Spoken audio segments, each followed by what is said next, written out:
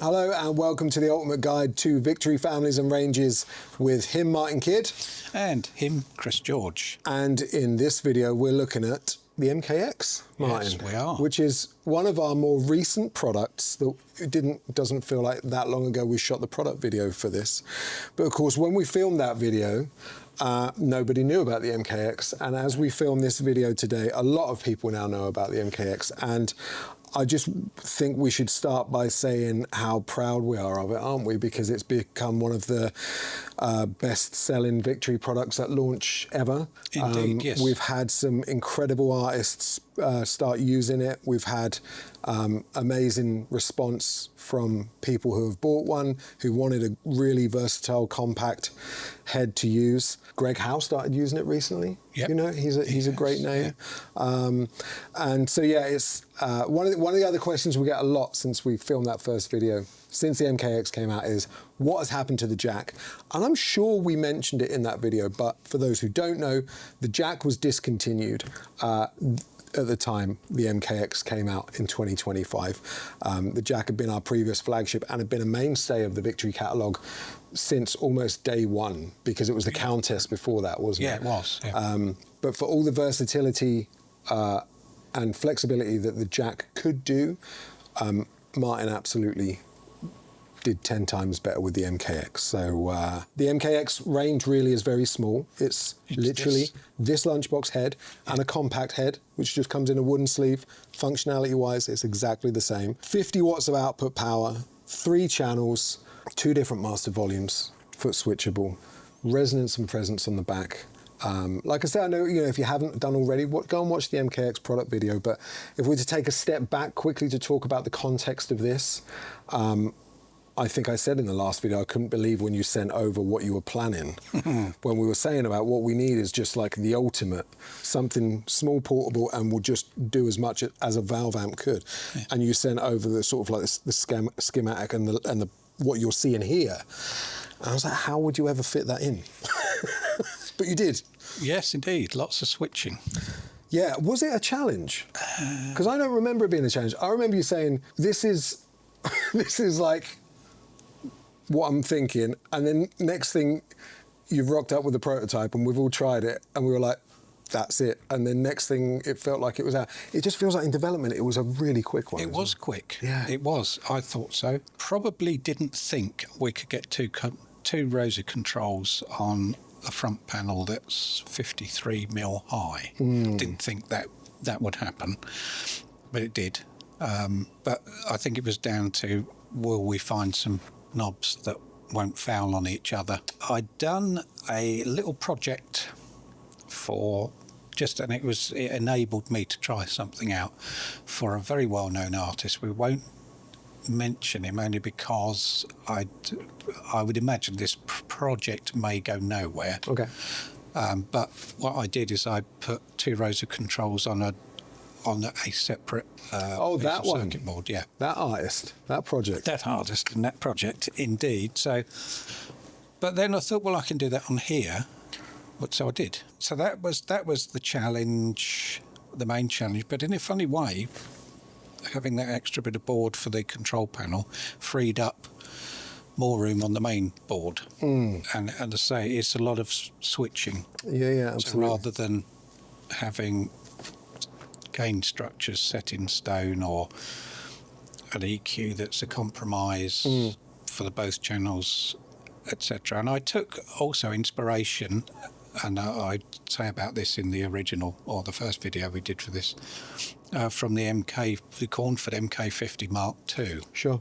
In how I went about adding the clean channel. And just to interject, now that it has been out, that's what people rave about. As as planned, the clean channel wasn't just an afterthought. No. The clean channel is one of the best clean sounds you've ever produced. It's turned out well, and you can cross your fingers and hope that what you've got on paper will do the job. It's nice when it actually does what you hope it will. I remember towards the end of development, you always kept saying you weren't sure if it was too dark sounding, and I was always of the essence that no, it's definitely sounds like a Martin Kidd amp.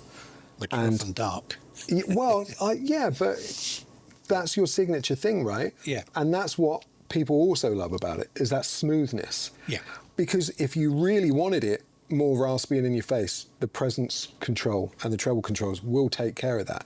But taking it at face value where you would usually set an amp, it has got that, I wouldn't even say it's dark, I would just say that smoothness that is just really nice on the ears. You know what I mean? And for playing solos and stuff, like all the legato stuff and all that, it's just, I think that's why a lot of people have widely embraced it. And like I said earlier, the reviews and all the content creators that have just been on side with it and have absolutely loved it. And of course, the nod to the MK series itself. Yes. And what everything that we learned from that, incorporating definitely. Some of that, particularly MK Overdrive, into this one package as well.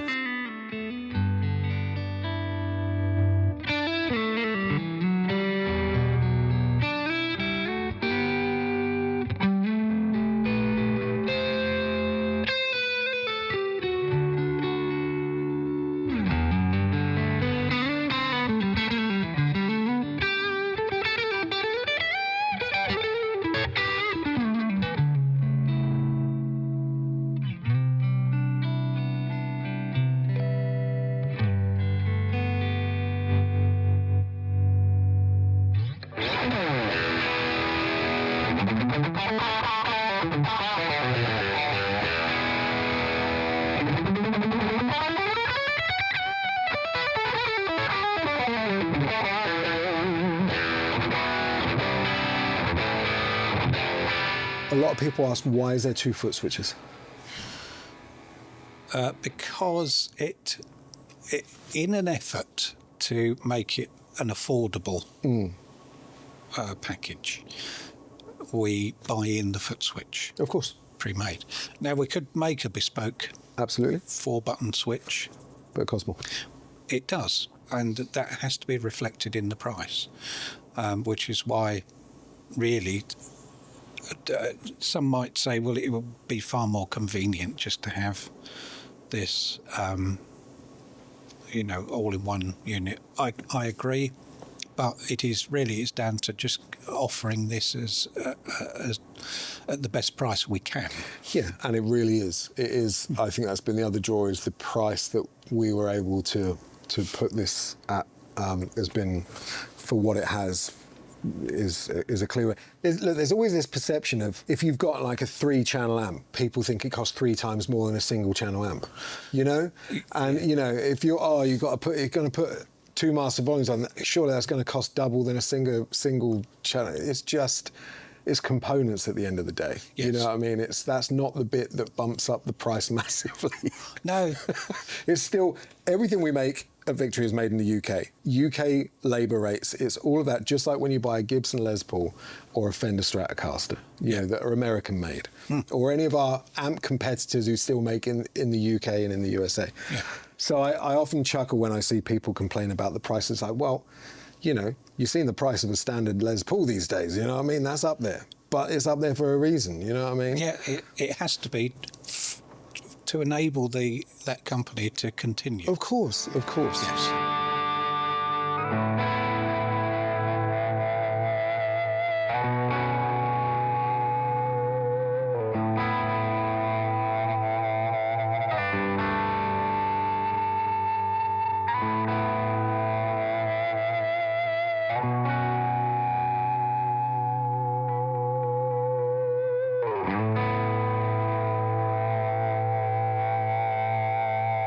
It's been a journey so far, and there's still a lot more to come. Have we talked about the valves, just quickly? Valve, so again, 312 AX7s Yes. in the preamp, and then as standard, this comes with 2 EL34s in the output, but you can put 6L6s in if you'd like. And again, there's enough scope on the bias control on the back, so you can just fit those and adjust accordingly.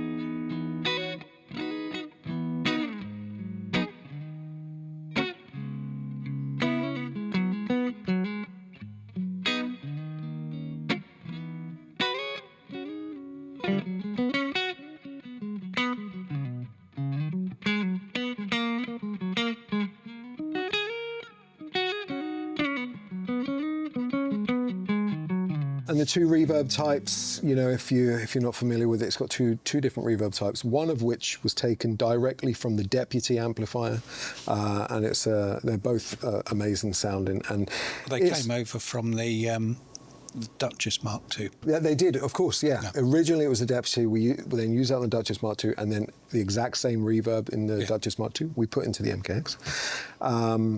Yeah, it's fantastic, and we're very proud of it. That's for sure.